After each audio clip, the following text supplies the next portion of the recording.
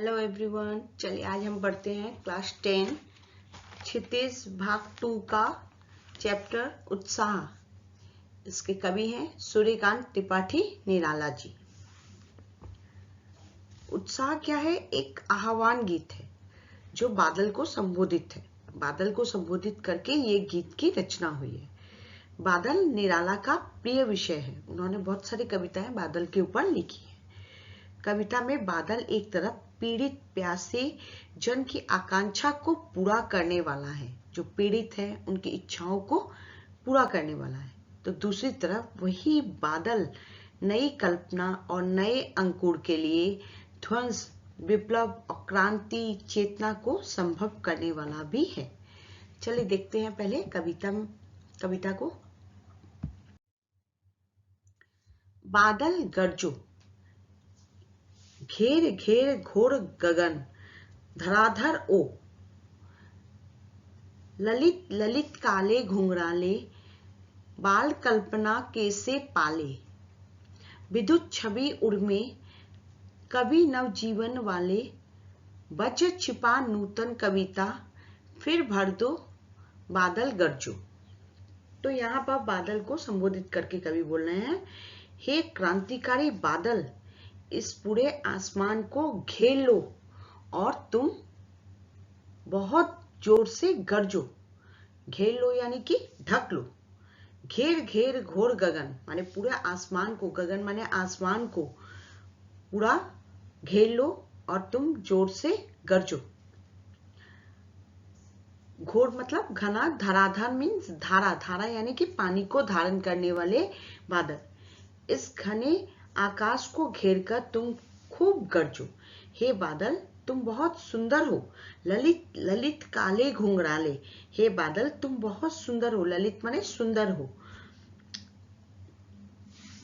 बाल कल्पना कैसे पाले, काले, यहाँ पर ललित ललित काले घुंघराले मतलब तुम्हारे बाल क्या है? काले हैं, काले घने सुंदर बाल हैं तुम्हारे। हे बादल, तुम बहुत सुंदर हो, तुम ऐसे लग रहे हो जैसे काले घुंघराले बाल हो तुम्हारे। काले घुंघराले बालों की तरह तुम भी बहुत सुंदर हो। बच्चों की कल्पना बहुत सुंदर होती है, जैसे बच्चे कल्पना पाल लेते हैं, ठीक वैसे ही तुम भी बहुत सुंदर लग रहे हो। फिर उसके बाद विद्युत छवि उर्मे, कवि नवजीवन वाले, बच छिपा नूतन कविता, फिर भर दो बादल गरजो। कवि बादल को फिर संबोधित करके कहते हैं कि तुमने अपने हृदय में वज्र जैसी शक्ति छुपा रखी है। वज्र क्या है? एक तरह का हथियार होता है। बिजली जैसी सुंदरता तुमने अपने हृदय में छिपा रखी है। तुम नया जीवन देने वाले हो।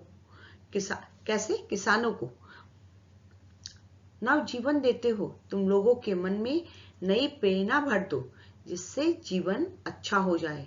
लोगों के मन में नई प्रेरणा फिर से भर दो। ये कवि बादल से कह रहे हैं।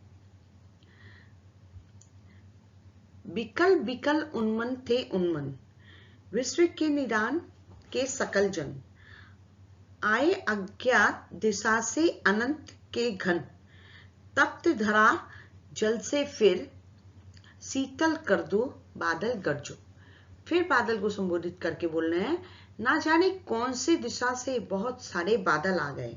बिकल बिकल उन्मन थे उन्मन माने बेचैन थे। ये समस्त धरती क्या थी? बेचैन थी, तप्त रही थी, गर्मी से तपती धरती थी। बिकल बिकल उन्मन थे उन्मन माने सभी कोई बेचैन थे, गर्मी के माने परेशान थे। ना जाने कौन सी दिशा से बहुत सारे बादल आए और उन बादल को संबोधित करते हुए कवि बोलते हैं, हे बादल, तुम खूब गरजो और इस तपती धरती को अपने जल से ठंडा कर दो।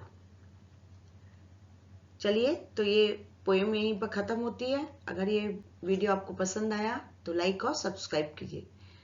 Thank you.